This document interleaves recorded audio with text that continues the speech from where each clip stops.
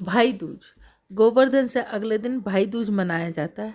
इसमें भाई अपने बहनों के घर आके खाना खाते हैं और भाई बहन को टीका करती है, उसकी समृद्धि के लिए सुख मनाती है और कहती है कि हमारा प्यार इसी तरह से बना रहे।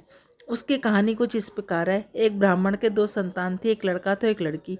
लड़की बड़ी सुशील थी, वह अपने भाई को कभी नाराज होकर बुरा भला नहीं करती थी। भाई अपनी बहन से मिलने उसकी ससुराल गया और चरखा काट रही थी, तभी बहन का सूत का तार टूट गया। वह भाई आने का पता ही नहीं लगा। तब तार बार बार जोड़ी थी, इस जुगाड़ नहीं हुआ तो पीछे मुड़कर देखा भाई खड़ा। वह भाई के गले मिलकर अपने भाई को आदर सत्कार के लिए पड़ोसन से पूछने गई।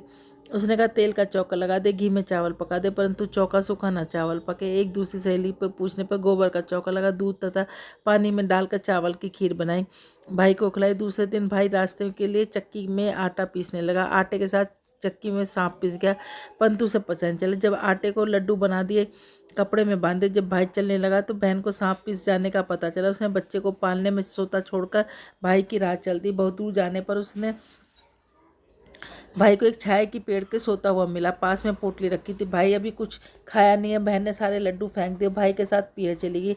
रास्ते में उसे भारी भारी सिलाएं उतारती है। एक राहगीर से जब उसने उन सिलाओं के बारे में पूछा तो उसने बताया जो बहन अपने भाई से कभी नाराज ना होती हो, अपने भाई की शादी के समय पे उसकी छाती पर रखी जाएगी। थोड़ी दूर जाने पर नाग तथा नागिन मिले। नाग बोला जिसकी छाती पर सिलाई रखी जाएगी उसे हम खा जाएंगे। उपाय पूछने में नागिन ने बताया भाई के साथ सब काम बहन करे, भाई भावज को कोसकर गालियां दे, तभी भाई बच जाएगा। वहीं वह भाई को कोसने लगी। गालियां देती देती पियर पहुंच गई।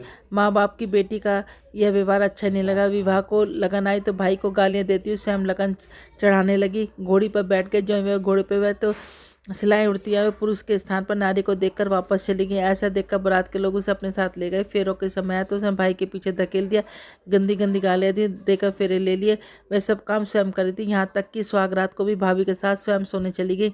समय आने पर नाग नागिन उनके भाई को काटने तो वह जानती थी कि उसे नाग नागिन मारने की तैयारी पहले ही कर रखी थी। उनके आते ही दोनों को मारकर जेब में रखा 3 दिन तक सोई। सारे मेहमान विदा हो गए तब माँ को उसकी याद आई कि उसे भी विदा करे। विदा के समय से माँ की उपेक्षा कर गुस्से से कहा मैं इतनी नीच नहीं हूँ। उसने मरे हुए सांपों को दिखाकर बताया नाग नागिन भाई भाभी को डसने आए थे। मैंने उनकी जान मैंने अपनी जान पर खेलकर भाई के जीवन की रक्षा की। इसी भाई के पीछे मैं अपने बच्चे को पालने में रोते बिलखते छोड़ गई। मेरे भाई भाभी को कभी किसी का कष्ट न हो, ये कहकर लौटने लगी तो भाई और माँ ने उसे रोका और आदर सत्कार के साथ विदा किया।